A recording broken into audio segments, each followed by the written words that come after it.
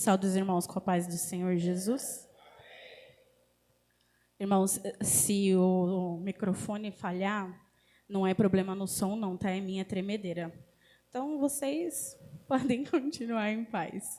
Eu peço para os irmãos abrir a Bíblia comigo em Gênesis 15. A minha pastora fala que sabe quando eu estou nervosa, quando eu começo a tremer. Hoje ela está pertinho, ela vai ver minha mão tremendo bastante. A partir do versículo 1, diz assim: Depois dessas coisas, veio a palavra do Senhor a Abraão em visão, dizendo: Não temas, Abraão, eu sou o teu escudo, o teu grandíssimo galardão. Então disse Abraão: Senhor Jeová, que me hás de dar, pois ando sem filhos, e o mordomo da minha casa é o Damasceno Eliezer? Disse mais Abraão: E eis que não me tens dado filho, por isso um nascido na minha casa será o meu herdeiro. Mas veio a palavra do Senhor a ele, dizendo: Este não será o seu herdeiro, e sim aquele que de tuas entranhas sair, este será o seu herdeiro. Então o Senhor o levou para fora e disse: Olha agora para os céus, e conta as estrelas, se é que as pode contar. E disse-lhe: Assim será a tua descendência. E creu ele no Senhor, imputando-lhe isso por justiça. Amém? A igreja pode se sentar. Nós lemos o capítulo 15 de Gênesis, mas se a gente ler alguns capítulos anteriores, a gente vai ver que Abraão já tinha recebido uma palavra sobre sua descendência. Uma não. O capítulo 12, Deus fala sobre a descendência de Abraão. Novamente, se a gente ler o capítulo 15, mais uma vez, Deus fala com Abraão sobre a descendência dele. Capítulo 12, versículo 7 diz assim: E o Senhor apareceu a Abraão e lhe disse: A tua descendência darei essa terra. E Abraão edificou ali um altar ao Senhor que lhe aparecera. No 13, versículo 15 diz: Por toda essa terra que vês, darei a ti e a tua descendência para sempre. Não era a primeira vez que Abraão ouvia Deus falar sobre a descendência dele. Mas quando a gente chega no capítulo 15, a gente vê um diálogo. Abraão está finalmente perguntando para o Senhor assim: Senhor, mas como é que vai acontecer essa descendência? Porque eu não tenho filhos. O Senhor não tem me dado filhos. Vai ser alguém da minha casa? Vai ser o mordomo da minha casa? Como é que isso vai acontecer? E é a primeira vez que o Senhor fala sobre filhos com Abraão. Até então, a promessa do Senhor vinha falando para ele: é a sua descendência, é a sua descendência, é a sua descendência. E Abraão, de repente, pergunta: Senhor, mas como vai acontecer? Como é que isso vai se suceder? Por um acaso vai ser alguém da minha casa? Alguém que vai nascer na minha casa? Um mordomo da minha casa? Como vai isso acontecer? E o Senhor dá essa palavra a Abraão, essa promessa a Abraão sobre um filho. E o Senhor fala para ele: não, será um filho que você vai gerar. Será um filho das tuas entranhas. Você vai gerar esse filho. A bênção que tenho prometido para a tua descendência será gerado por ti. E Deus começa a trabalhar isso em Abraão. A gente vê que Abraão começa ali a criar um elo com Deus. Abraão não veio de uma família que a gente chama hoje de nasceu em berço evangélico. Abraão não foi assim. Abraão era de Ur de Caldeus. Abraão nasceu num povo idólatra. Então, Abraão começa um relacionamento com o Senhor, assim como um novo convertido, e começa a passar por processos com o Senhor. O Senhor tira ele do povo dele, o Senhor tira Abraão da cidade dele, o Senhor muda o nome de Abraão, muda a história de Abraão e faz uma aliança com ele. Assim começa o processo de Abraão, saindo da sua parentela, saindo do seu povo, saindo de perto de tudo aquilo que não glorificava o nome do Senhor. O Senhor tira ele do ambiente onde ele está, muda seu nome, muda sua história. Ele faz uma promessa e uma aliança com Abraão e com a descendência dele. Amém? Até aqui vocês estão me acompanhando? Algo que o Senhor falava comigo muito forte é como a gente tem se comportado mediante uma promessa do Senhor. O que a gente faz? Qual que é a nossa primeira ação? Qual que é a nossa primeira reação quando a gente recebe uma promessa do Senhor? Qual é o primeiro passo que a gente dá? A gente crê? A gente questiona? A gente procura fazer com as próprias mãos? Ah, o Senhor prometeu, então eu vou ali fazer. Qual é o passo que a gente dá? E eu vou além. Se essa promessa que o Senhor te fez demorar durante um período para ser concretizada, como é que a gente mantém essa chama acesa, essa esperança acesa, essa fé de que aquilo vai acontecer? A gente vê que a Bíblia cita algumas idades de Abraão. Quando a gente começa a ler no capítulo 11, Abraão tem 75 anos. Quando fala sobre o nascimento de Ismael, Abraão tem 86 anos. Já tinha a promessa de Isaac ou não? Mais uma vez, Deus vai ao encontro de Abraão, ele tem 99 anos. Isaac ainda não tinha nascido. A promessa ainda estava de pé. Como é que a gente mantém essa chama acesa, essa esperança acesa, mediante ao que a gente chama de demora? Mediante ao que a gente chama de eu estou esperando em Deus, mas está mesmo? Você está mesmo esperando no Senhor? Você está mesmo crendo que Ele ainda vai fazer aquilo que outrora Ele te prometeu lá atrás? Como é que a gente mantém isso aceso? Como é que a gente mantém essa esperança de que o Senhor vai vir e vai fazer e vai nos resgatar? Noé não tinha chuva para acreditar e construir a arca. Sara era estéril. Era mais um agravante para Abraão acreditar que aquilo ia se suceder, que eles iam gerar um filho. Gideão conseguiu acreditar que 300 homens iam ganhar de uma multidão. Como? Deus não trabalha com a lógica humana. A gente já vem conhecendo isso há muito tempo. Mas você ir para uma guerra com 300 homens e acreditar que vai dar certo, é muita fé, gente. É muita fé no Senhor. Gideão teve medo. Gideão teve dúvidas. Gideão questionou. Gideão pediu provas de Deus. Mas houve um momento em que ele soube. Não era mais tempo de medo, não era mais tempo de dúvida, não era mais tempo de ficar questionando Deus, não era mais tempo de ficar questionando a situação, não era mais tempo de ficar pedindo prova para Deus, porque a prova que ele pediu, Deus deu, todas. Era tempo de guerrear. Era tempo de seguir em frente. Era tempo de ir com medo mesmo. Era tempo de crer no que o Senhor já tinha liberado para ele. Gideão teve o seu tempo. Existe o tempo da promessa. Gideão tinha uma promessa. Deus falou para ele, eu estou contigo. Eu estarei contigo. Vai. E aí Gideão falou, não, Senhor, se o Senhor está mesmo comigo, me prova. Deus provou. Chegou uma hora que Gideão teve que desfazer das amarras.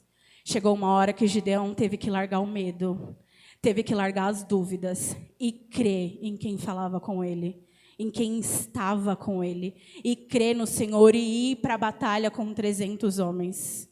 Gideão não questionou mais. Entre o tempo da promessa do Senhor e o cumprimento dela, você pode até passar um período questionando. Você pode até se perguntar, Senhor, mas como se dará isso?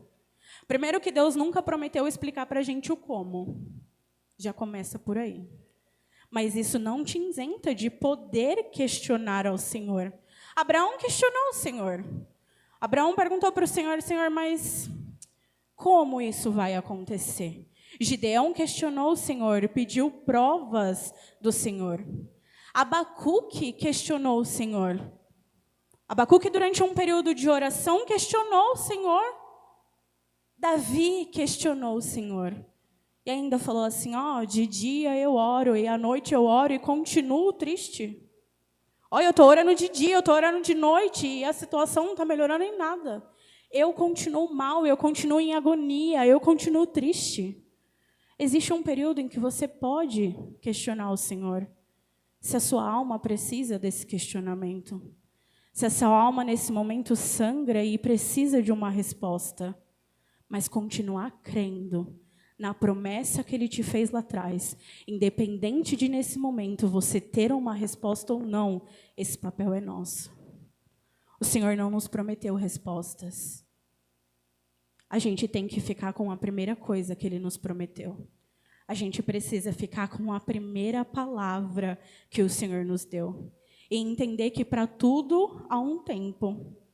A palavra de Deus diz que para tudo há um tempo. Há um tempo para nascer, há um tempo para morrer, há um tempo para sorrir, há um tempo para chorar. Em que tempo você está?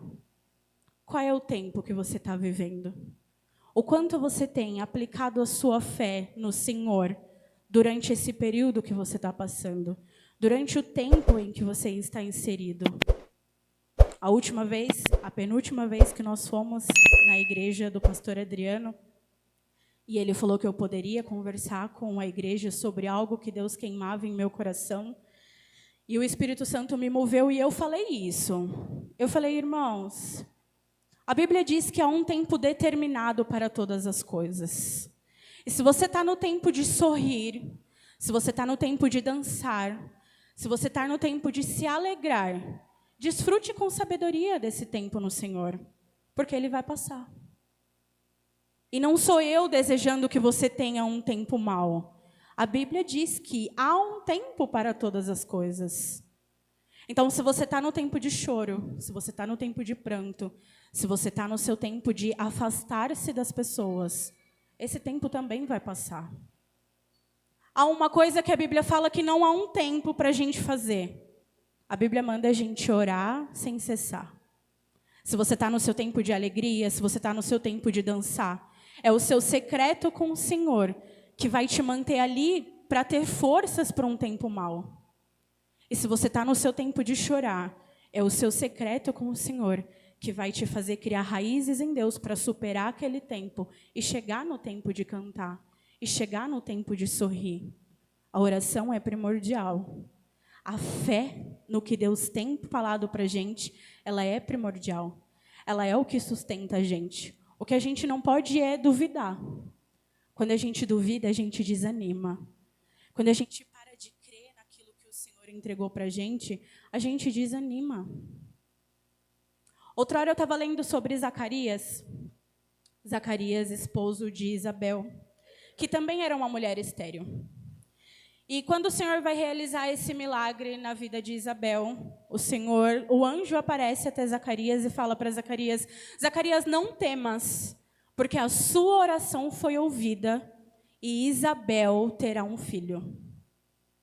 O versículo fala exatamente assim, não temas, pois a tua oração foi ouvida e Isabel terá um filho. Pelo que ele estava orando então? Ele estava orando para Isabel ter um filho, certo? Só que Zacarias duvida. Porque Zacarias fala assim, Senhor, como isso vai acontecer? Se eu já sou velho e ela é avançada em idade. Foi uma forma bonitinha dele não falar assim, minha esposa é velha. Ele falou, eu sou velho e a minha esposa é avançada em idade. Sabe o que me chama a atenção? Zacarias não duvidou que o Senhor faria isso na vida de Isabel, sendo Isabel estéril. Zacarias não falou para o anjo assim, como que isso vai acontecer se ela não pode gerar? Ele não duvidou disso. Ele orava por isso.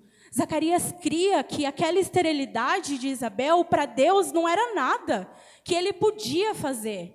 Mas quando ele olhou para ele falou para o anjo, eu sou velho. Olha para mim.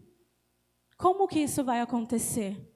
Era como se ele falasse, olha, Senhor, eu até acreditava no caso, que a esterilidade dela, o Senhor poderia curar e ela poderia gerar, porque eu estava orando por isso.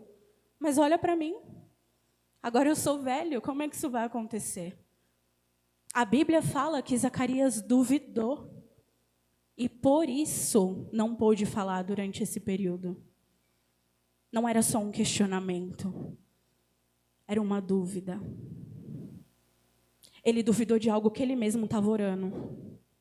Ele duvidou de algo que outrora ele estava pedindo ao Senhor. Quando o anjo chega nele, o anjo fala, era algo que ele estava orando, era algo que ele estava pedindo a Deus. E quando o Senhor falou para ele, vou eu conceder, ele recuou. Ele já não acreditava mais. A fé dele já não estava mais tão enraizada assim. Ele cedeu à dúvida. Ele cedeu ao questionamento. Abraão creu. O versículo que a gente lê, o versículo 6 diz, e creu ele no Senhor, imputando-lhe isso por justiça. Abraão creu, mas nós sabemos que Sara era estéril. E a sua idade também avançada. Então Sara entrega Agar a Abraão. E falou, fica com Agar. Quem sabe, através dela, eu forme uma família. E o Senhor permitiu. O Senhor até permite, às vezes, que a gente tome os nossos próprios caminhos. Mas a promessa dele, no tempo dele, ainda vai se cumprir. A Bíblia fala que Ismael já tinha 13 anos, quando o Senhor apareceu de novo para Abraão, para falar novamente sobre a promessa da descendência e o filho dele. E nessa conversa, Abraão fala para o Senhor assim, Senhor, queria eu que Ismael achasse graça aos seus olhos. E o Senhor fala para ele, tenho visto Ismael. Vou abençoar, vou multiplicar, vou frutificar, mas não é ele. A minha promessa é um filho gerado através de Sara. Era como se Deus estivesse falando para ele assim, eu vi que você deu um jeitinho.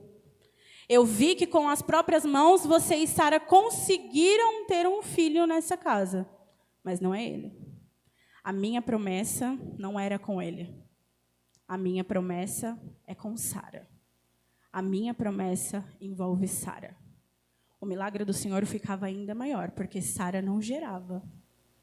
Sara era estéril.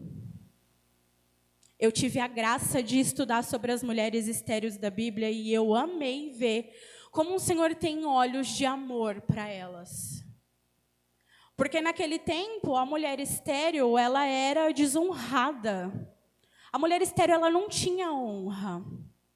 Desde Gênesis 1, a ordenância do Senhor é multiplicai. E a mulher estéril não podia obedecer essa ordenância do Senhor. Então, aos olhos da sociedade, ela não tinha honra. Aos olhos da sociedade, o seu esposo era orientado a ter outra esposa para que ele pudesse formar uma família. Convinha àquele homem que ele tivesse outra mulher para que cumprisse a ordenância do Senhor de se multiplicar. Sara era estéril. Para a sociedade, Sara não tinha essa honra, porque Sara não podia seguir essa ordenância do Senhor. Essa obediência ao Senhor, Sara não podia. Mas eu vejo na vida de Sara, na vida de Raquel, eu vejo na vida de Rebeca, a gente vê na vida de Ana, na vida da mãe de Sansão, na vida de Isabel, que o Senhor não vê elas como mulher de desonra. O Senhor não vê elas da forma como a sociedade vê.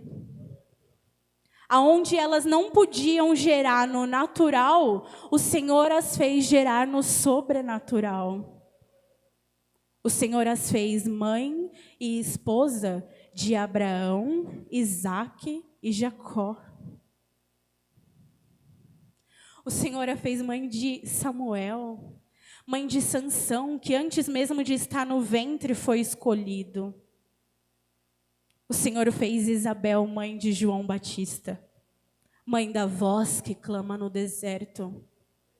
Aos olhos da sociedade, elas não tinham honra alguma, mas aos olhos do Senhor, o Senhor tinha um plano para elas. O Senhor tinha uma bênção para elas. O Senhor tinha uma história diferente, um milagre diferente, uma vitória diferente. O Senhor não vê como a gente vê. Não trabalha com a mesma lógica que a gente. Deus permitiu que eles dessem o jeitinho deles. que ele estivesse em Ismael, mas o tempo do Senhor para gerar Isaque tinha que chegar.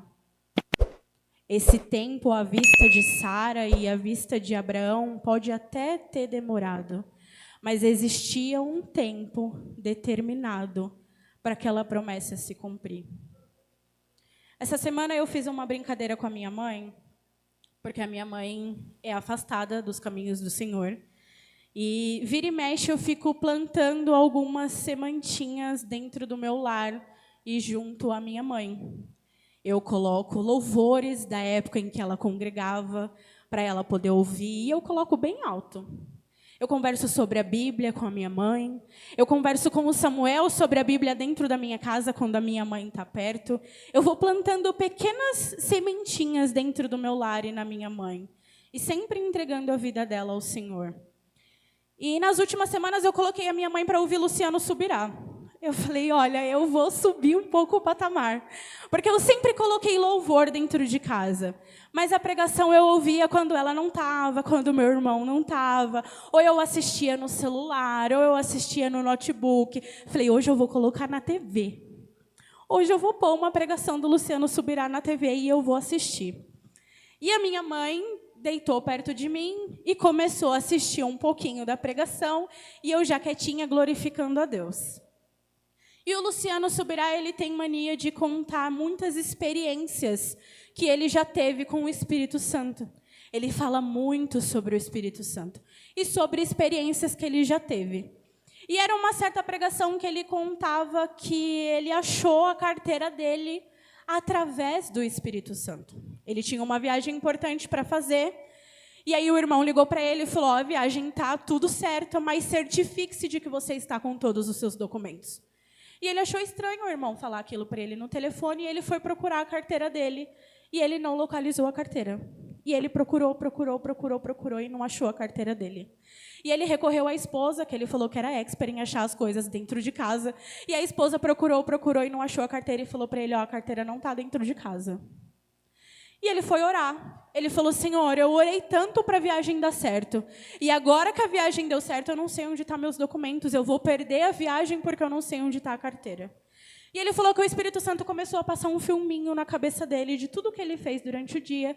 E mostrou para ele que a hora que ele saiu de casa, a carteira caiu do bolso. Porque ele teve que pular uma poça de água. E a hora que ele pula a poça de água, a carteira cai e ele não vê. E aí ele vai até lá fora buscar a carteira. E ele ora ao Senhor e encontra a carteira. E ele conta nessa pregação que ele chegou numa certa reunião de pastores, e um dos pastores falou para ele assim, essa experiência aí foi boa, mas eu tenho uma. E aí contaram para ele sobre um pastor que estava no Canadá, sem falar a língua da cidade, e sem ter GPS naquela época. E o pastor precisava chegar numa igreja para ministrar. E eles procuraram de tudo quanto é jeito o endereço e eles não achavam. E aí ele falou que o pastor falou para ele assim, para o carro. Aí ele falou, vou levar uma bronca do pastor. E o pastor começou a orar e falou, Espírito Santo de Deus, o Senhor não me trouxe até aqui para ficar perdido na rua. O Senhor me trouxe aqui para ministrar a tua palavra. Me leva até lá, Senhor. Aí ele falou que o pastor terminou a oração e falava para ele assim, ó, vira aqui. Ó, ali na frente você vira à direita. Ó, daqui a pouquinho você vira à esquerda. Aí o pastor falou para ele, para. Aí o pastor falou para ele assim, desce lá que é aqui. Ele falou, irmãos, eu desci na probabilidade de perguntar onde era. Aí eu saí e perguntei. Falei, ó, a igreja tal. Falaram para mim assim, é aqui. Ele falou, saí tremendo do lugar, voltei no carro. Falei, pastor, chegamos. E o temor do Senhor caiu sobre mim. E a minha mãe assistindo aquilo comigo. Quando a ministração terminou, a minha mãe falou assim para mim, é verdade isso que ele falou. Eu acredito nisso que ele falou, porque eu já vivi isso. E aí eu comecei a conversar com a minha mãe. A minha mãe falou que ela servia a Deus numa igrejinha perto da casa dela, e foi quando meu irmão nasceu. O meu irmão nasceu quando a minha mãe se separou, meu pai deixou a minha mãe para morar com outra mulher, e o meu irmão era recém-nascido, e eles ainda não tinham registrado o meu irmão. E ela falava, Senhor, eu preciso encontrar o cartório. Eu não sei onde fica. Eu preciso encontrar o cartório, eu não sei onde fica. Ela falou que por 3 vezes ela saiu de casa para tentar achar esse cartório e ela não encontrava. Um belo dia ela saiu no portão e ela disse que orou e pediu ajuda ao Espírito Santo. E falou: Senhor, eu só tenho hoje. É a última pessoa que eu encontrei para ficar com o meu filho, para que eu pudesse ir ao cartório. Senhor, me leva lá. E ela falou que o Espírito Santo foi mostrando o caminho para ela. E ela chegou no cartório e o meu irmão foi registrado. E ela contou aquilo para mim e ela falou: eu acredito nisso, porque eu vivi isso. No sábado a gente saiu para almoçar e quando a gente entrou dentro do ônibus, eu não sabia bem onde eu estava, mas eu sabia para onde eu queria ir. E o que eu fiz? Google Maps. Eu coloquei o endereço de onde eu precisava ir, eu entrei no ônibus que eu precisava ir e eu continuei seguindo o caminho que eu precisava ir para saber qual era o ponto que eu precisava descer pelo celular. E aí a minha mãe brincou comigo e falou assim: nossa, tudo para vocês agora é tecnologia. Você não sabe em lugar nenhum se tirar o celular da sua mão. E aí eu brinquei com ela, eu falei: mãe, que agora o Espírito Santo está ocupado. Não dá, tem muita coisa, é muita demanda, então eu preciso usar o celular. Eu entendo que a tecnologia foi feita para ajudar a gente, mas isso tem gerado ansiedade em muitas pessoas. Porque a gente usa a internet hoje para tudo. Eu preciso de um vestido com urgência, eu vou na internet. Eu preciso comprar um produto, eu vou na internet. Tem produto que eu compro, chega na minha casa em 2 horas. Isso demanda uma ansiedade na gente. Porque quando a gente ajoelha, o Senhor não me responde em 2 horas. Quando a gente ajoelha, o milagre que eu preciso não chega em 2 horas. O Mercado Livre não me entrega, a Shein não me entrega. Isso gera uma ansiedade na gente. Porque a gente está acostumado a ter tudo hoje na palma da mão. Mas não o Senhor. Não a Deus. A gente não tem Deus na palma da mão. Não é fechar o olho e falar: Senhor, olha, em nome de Jesus, cura essa alma. E aí você abre assim e fala: Senhor, não funciona assim. Não está na palma da nossa mão. Não está no nosso poder. Não é da forma e na hora que a gente quer. Como é que a gente espera 10, 20 anos para o cumprimento de uma promessa, se a gente está acostumado a ter as coisas dentro de casa em 2 horas? Se a gente está acostumado a mandar uma mensagem para alguém, e se a pessoa demora um pouquinho para responder, a gente já reclama. Fala: tem celular para quê? Tem celular para quê se não me atende? Tem celular para quê se não responde? A gente virou escravo da tecnologia. E isso criou uma urgência na gente, fazendo com que a gente não conseguisse descansar durante a espera no Senhor. Fazendo com que a gente não conseguisse crer na promessa do Senhor e ter paz durante esse processo. E descansar durante esse processo. A gente não consegue mais. Cria uma urgência dentro da gente: eu preciso disso. Senhor, eu preciso disso. Passa-se 1 semana e isso não acontece, você pensa assim: o Senhor me esqueceu. Não fez por mim, não vai rolar, não dá mais.